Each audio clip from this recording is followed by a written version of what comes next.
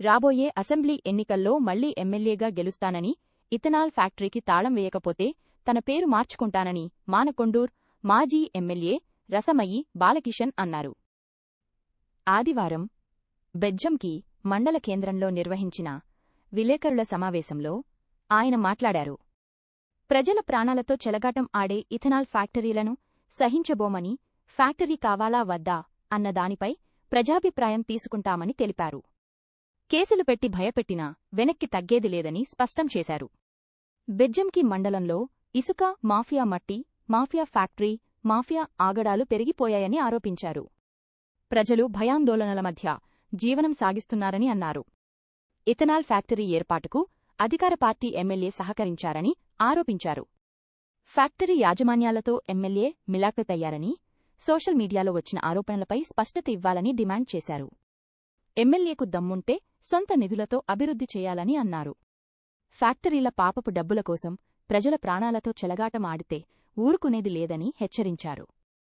Ethanol factory Congress కార్యకర్తలకు ఏటీఎంలా మారిందని విమర్శించారు.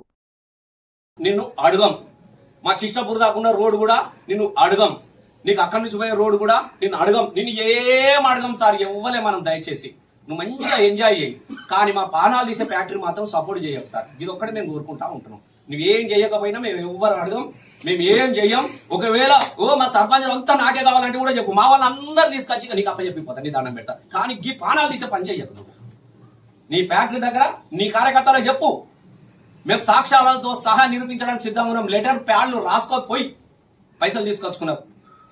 పిల్లలకు యూనిఫామ్లు ఇయ్యమని చెప్పేసి ఎవరు అడిగారు నిన్ను? ఎట్లా పానాలు తీసే ఫ్యాక్టరీ వాడిని పైసలు తీసుకొస్తావా? మన పిండ కూడా తీసుకొచ్చి పంచప్రయత్నం చేస్తావా? కాబట్టి దయచేసి మీకు మళ్ళీ మళ్ళీ చెప్తా ఉన్నా. ఇప్పుడు ఎందుకనంటే ఇలా ఫ్యాక్టరీలో చెప్పే ప్రజలకు అందరికి శవాల మీద తప్ప తెల్ల బట్టలు కూడా పంపిస్తాడు వాడు. నేను 100% ఈ పని కాకుంటే పీనుగులను దాచిపెట్టే డిఫ్రిజ్, ఏం ఫ్రిడ్జ్ అంటారు, అవి కూడా సప్లై చేస్తాడు. అవి కూడా చెప్పి తెల్ల బట్టలు సప్లై చేయి, ఇంటింటికి ఎప్పుడో చచ్చిపోతారో తెలియదు నీ ఫ్యాక్టరీతోని.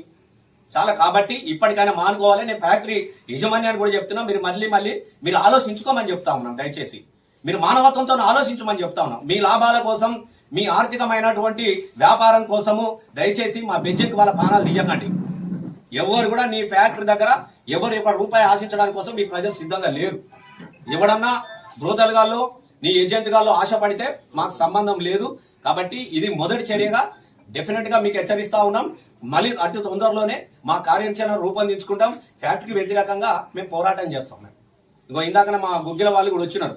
నేను 100% పాపం కొట్లాడి అలిసిపోయి నాతో నాకు అవ్వ అడిగింది మొన్న పోతే, అమ్మ అంటే చచ్చిపోతాం సార్, ఏం చేస్తాం సార్, ఇంత విషయం కలుపురు సార్, అందులో ఒకటేసారి చచ్చిపోతాం. రోజు ఆ గాలి వీల్చి ఆ లొల్లికి సప్పుడు పాడుగానే పొద్దంతా పని చేసుకొని వచ్చి నిద్రపోతలేం సార్, ఇంత ట్యాంకులలో విషయం కలిపి ఒకసారి సావగొట్టమని చెప్పండి సార్ అని చెప్తా ఉన్నారు.